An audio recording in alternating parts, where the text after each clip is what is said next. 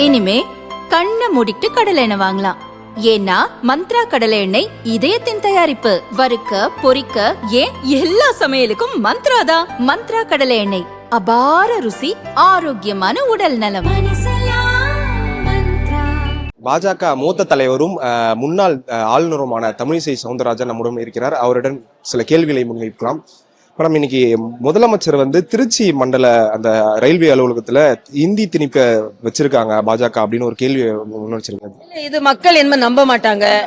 ஏற்கனவே தென்பகுதியில மிக கடுமையாக 2 பேர் கொலை செய்யப்பட்டிருக்காங்க. அதுக்கு என்ன பதில் சொல்றாரு? ஒரு 2.5 வயசு குழந்தை பாலியல் பலாத்காரத்துக்கு உள்ளாக்கப்பட்டிருக்கிறது, அதுக்கு என்ன சொல்றாரு?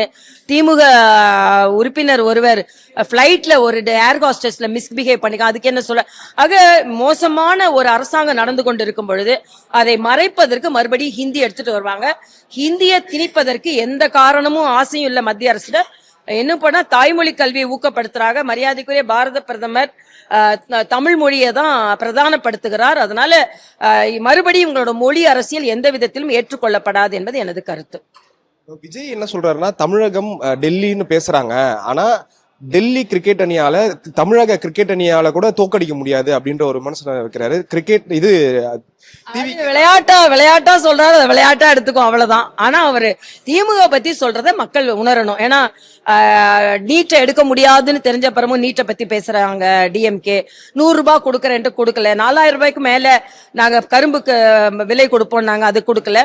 அதனால திமுக பத்தி பேசுறத விளையாட்டா, டெல்லி பத்தி பேசுறத விளையாட்டா விட்டுருவோன்றது எனது கருத்து. அவர் இன்னைக்கு என்ன சொல்லிருக்காருன்னா, இந்த எலெக்ஷன் அவருக்கு எமோஷன்.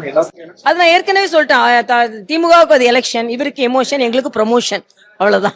இன்னைக்கு அவருடைய பிரச்சாரத்துல அது ரொம்ப வருத்தத்துக்குரியது. விஜய் எப்ப வந்தாலும் ஏதாவது உயிர் போகுன்ற நிலைமை இருக்கக்கூடாது. நான் ஏற்கனவே ஒரு பேட்டியில அவர் கூடாரம் போடணும்னு சொன்னேன், அதை இப்ப போட ஆரம்பிச்சிருக்காங்க. அதுல நான் மகிழ்ச்சி அடைந்தேன். ஆனா அவர் ஏற்கனவே என் பின்னால வராதுங்கன்னு அவங்களோட தொண்டர்களை சொன்னாரு. ஆனா கட்டுப்படுத்த முடியல. அரசாங்க அமைப்பேன்னு சொல்றதுக்கு முன்னால தன்னோட கூட்டத்தை நிர்வகிக்க அவர் பழகிக்கட்டும், அதுக்கப்புறம் அரசாங்கம் அமைப்பதை பத்தி அவர் பேசலாம் என்பது எனது கருத்து. இப்போவும் அந்த திமுக காங்கிரஸ் அந்த பேச்சுவார்த்தை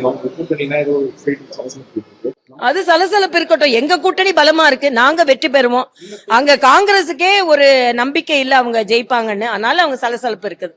அதிமுக பாஜக அதெல்லாம் எங்க தலைவர்கள் சொல்வார்கள். தேங்க்யூ.